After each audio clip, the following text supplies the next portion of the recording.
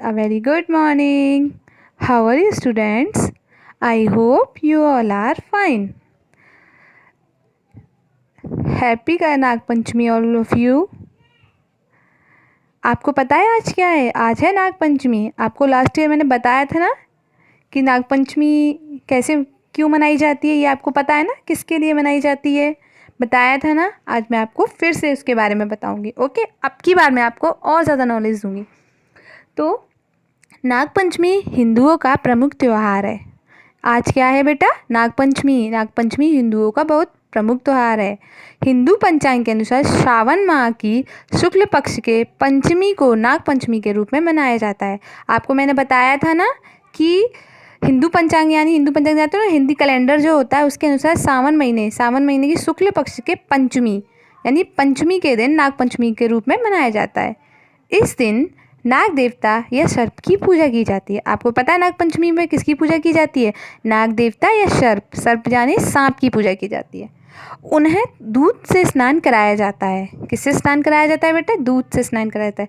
लेकिन कहीं कहीं दूध पिलाने की परंपरा चल पड़ी है। पहले क्या होता था, पहले है ना, जो नाग आते थे घर घरों में उनको नहलाया जाता था। लेकिन किसी ने ये परंपरा चालू कर दी कि दूध पिलाने की परंपरा चालू कर दी। लेकिन नाग को दूध पिलाने से पाचन नहीं हो पाने या प्रत्युर्जरता में उनकी मृत्यु हो जाती है। क्या होता है, नाग जो होता है वो दूध को पचा नहीं पाते हैं, इसके कारण मृत्यु होने लगी है आजकल। पहले आपने देखा होगा, पहले आपके घरों में आते थे तो लोग बाग दूध पिला, लेकिन अब नाग देवता घर में आते हैं नाग पंचमी को?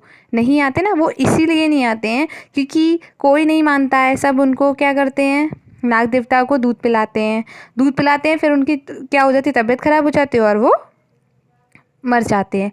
इससे बेस्ट है हमें ना, अगर हम नाग देवता की पूजा करते हैं तो हमें सबसे मेन उनको स्नान कराना चाहिए। ओके, आपको मैं बताऊं, नागपंचमी के दिन बहुत सारे गांवों में और गांव कस्बों में कुश्ती का आयोजन किया जाता है। क्या किया जाता है बेटा? कुश्ती का आयोजन। ठीक है। गाय बैल आदि पशुओं को इस दिन नदी तालाब ले जाकर नहलाया जाता है। आज का दिन गांव वाले लोगों के लिए इतना मेन होता है कि वो अपनी गाय और बैल को ले जाते हैं और तालाब और नदी में नहलाते हैं। ओके, तो आया समझ में? अब बेटा आपने ये तो जान लिया कि हम नाग देवता की पूजा करते हैं, क्यों करते हैं ये भी पता, लेकिन आप इसके पीछे की स्टोरी है, आप वो स्टोरी सुनना चाहेंगे? बहुत इंटरेस्टिंग स्टोरी है, मैं आज आपको वो स्टोरी सुनाती हूँ। एक राजा था, उस राजा के 7 बेटे थे। एक राजा था, उसके कितने बेटे थे बेटा? 7 बेटे थे। सातों बेटों के बहुएं आ गई थी। सब लोग सर्वगुण संपन्न थे, काफ़ी पैसे वाले थे, बहुत उनके पास पैसा था। लेकिन क्या था, उन सातों देवरानी जेठानियों में सबसे ज़्यादा बड़ी वाली जेठानी की चलती थी। उसने अपनी छह देवरानियों से बोला कि आज आप लोग पीली मिट्टी लेके आएंगे और इस आंगन को सब लोग लीपापोती करेंगे। तो वो लीपने के लिए उसने बोला, तो क्या हुआ, उसने बोला पीली मिट्टी से। तो वो जो 6 देवरानियाँ थी उनकी, वो 6 देवरानियाँ जाती हैं वहाँ से मिट्टी ढूंढ के लाती। तो वहाँ पर उन लोगों को क्या मिलता है, वहाँ पर एक उन्हें सर्प मिलता है, उन्हें एक सांप मिलता है। तो सब लोगों ने, सारी देवरानियों ने क्या कोशिश करी कि जो ये सांप है हम इसको मार दें जिससे कि ये हमें काट ना पाए, क्योंकि आप भी जानते हैं बेटा, सांप आपको दिखता है सामने तो आप डर जाते हैं। तो वही हुआ था कि तो उसमें से जो उनकी सबसे छोटी वाली देवरानी थी, सबसे छोटी वाली बहू थी, वो बहुत बहुत समझदार थी, बहुत अच्छी थी, बहुत सीधी थी। लेकिन उसका इस दुनिया में कोई नहीं था, ना उसके माँ बाप थे, ना उसके भाई था, ना उसके बहन थी। वो अपने मायके से अकेली आई हुई थी। जब उसकी शादी हुई थी तो वो अकेली थी। सब लोग एक दूसरे को बहुत प्यार करते थे, लेकिन उसे कोई भी प्यार नहीं करता था, जबकि वो अपने घर के सारे काम करती थी। एक बार क्या हो, तो फिर सारे लोग उसको मारने के लिए हुए, जैसी सर्प को। तो वो सबसे छोटी वाली आई और उसने बोला, अरे दीदी आप क्यों इसको मार रहे हो, इनने तो आपका कुछ बिगाड़ा ही नहीं है, तो क्यों आप इन्हें मार रहे हो? तो उसने उनको समझाया। फिर वो बोलती है नाग देवता से, नाग भैया आप किसी को कोई हानि नहीं पहुंचाइए, मैं आपके लिए अभी दूध लेके आती हूँ और आप किसी को भी परेशान नहीं करेंगे। उसने कहा ठीक है।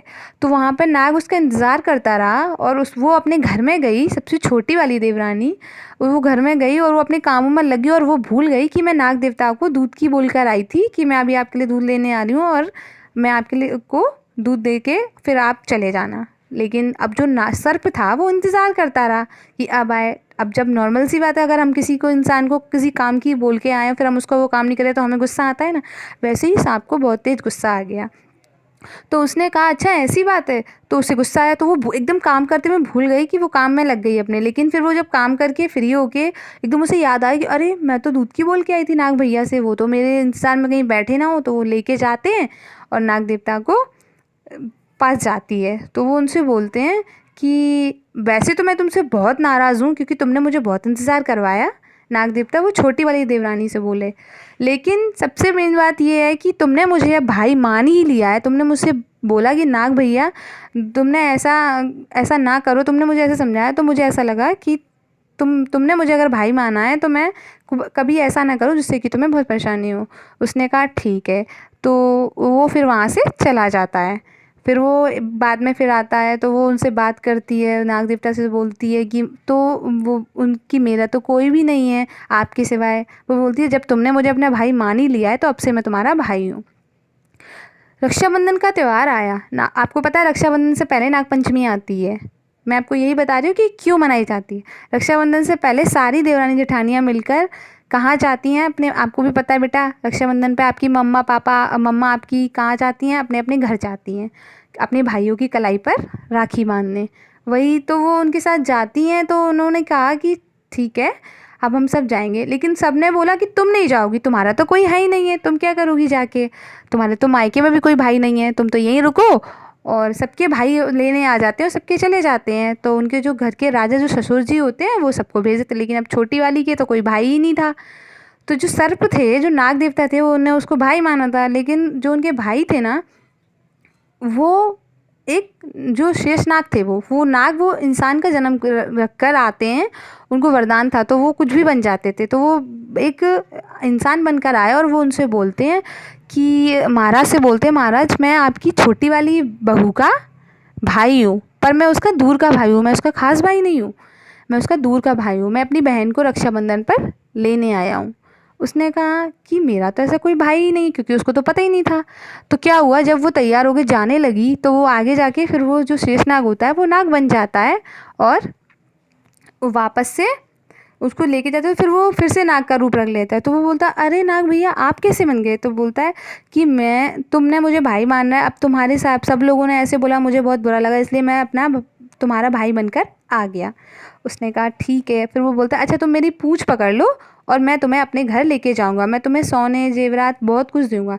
वो जो नाग था ना उसके पास इतना पैसा, इतना जो सोने जेवरात ने, मतलब वो बहुत पैसे, मतलब उसके पास बहुत पैसा था पुराना, क्योंकि वो शेषनाग था, उसकी भी एक फैमिली थी। तो वो अब उसको अपनी बहन को उसने बोला कि तुम पूँछ पकड़ो और तुम मेरे साथ चलो। तो वो कहाँ ले जाता है, अपने लोग में ले जाता है। कहाँ ले जाता है, वो अपने घर ले जाता है। उसके घर में उसकी माँ होती है, उसकी वाइफ होती है शेषनाग की, और उसके बच्चे होते हैं। तो वो अपने घर ले जाती है, वही रक्षाबंधन का त्यौहार मनाते हैं वो दोनों। वो सर्प को अपना भाई मानती है, तो सर्प ने साथ उसने माना, फिर उसने वो त्यौहार मनाया। उसके बाद उस क्या हुआ था, तो जो सांप थे, सांप के जो बच्चे थे छोटे छोटे, उनकी माँ क्या करती थी, रोज़ इतने बड़े कटोरे में दूध भर लेती थी, फिर उसको ठंडा करती थी, और जब घंटी बजा देती थी तो उनके सारे बच्चे आ जाते थे और वो दूध पीने लगते थे। तो ऐसे ऐसे उसने देखा 2-3 दिन, तो उसने बोला कि लाओ भाभी मैं करती हूँ आज ये वाला काम, मैं बच्चों को दूध पिलाती हूँ आज। उसने कहा ठीक है। तो उसने क्या किया कि कटोरे में दूध रखा, वो दूध बहुत गर्म था, लेकिन उसने क्या है, गर्म ठंडा होने से पहले उसने बैल घंटी बजा दी। तो सारे नाग के बच्चे वहाँ पहुँच गए। जब सारे नाग के बच्चे वहाँ पहुँच गए तो उनने मुंह डाला, तो उनके सबके मुंह के फन जल गए, वो सब जल गए। अब उन्होंने बोला अब हम इसको छोड़ेंगे नहीं, इन्होंने हमें मारने की कोशिश करी है, अब इनने हमारा मुंह जला दिया, हमें गर्म दूध में दूध पिला दिया। उनने कहा कि नहीं नहीं ऐसा कुछ नहीं है, मुझे पता नहीं था, मुझसे गलती हो गई। लेकिन फिर भी उन बच्चों के पिताजी, मतलब जो शेषनाग थे, उन्हें समझाया कि बेटा ऐसा नहीं है, उन्होंने जानबूझ के ऐसा नहीं किया। अब रक्षाबंधन का त्यौहार ख़त्म हो गया। उसके बाद वो सारे सभी लोगों ने मिलकर उनको विदा किया, उनको बहुत सोने के जेवरात वगैरह सब कुछ दिया। उसके बाद क्या होता है, जब सारी देवरानी जेठानियाँ घर वापस आती है तो सबसे ज़्यादा सोना किसे मिलता है, जिसके कोई नहीं था उसको उन्होंने सपोर्ट किया, उन्होंने उसको बहुत कुछ दिया। ओके बेटा। फिर उसके बाद सबको ये लगा कि इसके तो कोई भी नहीं था, पर उसका जो भाई बन गया था वो कौन बन गया था, शेषनाग। इसलिए जब से ये कथा प्रथा चलती हुई आ रही है कि ज़रूरी नहीं होता कि इस दुनिया में अगर किसी का कोई नहीं है उसका भगवान होता है। अगर उसके पास एक भाई नहीं था लेकिन उसने किसी को अपना भाई माना, तो उसके साथ क्या हुआ, उसने उसका भाई माना तो उसको कुछ ना कुछ तो खुशी हुई ना कि आज मेरे कोई है। इसलिए कभी ये नहीं सोचना चाहिए कि हमारा कोई नहीं है। अगर हमारा इस दुनिया में हमारा कोई ना कोई कुछ होता है और उस किसी ना किसी से हमारा कोई संबंध होता है। ओके फ्रेंड्स, इंटरेस्टिंग थी ना स्टोरी, मज़ा आया ना? Okay, happy Nag Panchami all of you. आपको और आपके परिवार को नाग पंचमी की हार्दिक शुभकामनाएं। Thank you. Stay home, stay safe from संस्कृति गुरुकुलम स्कूल।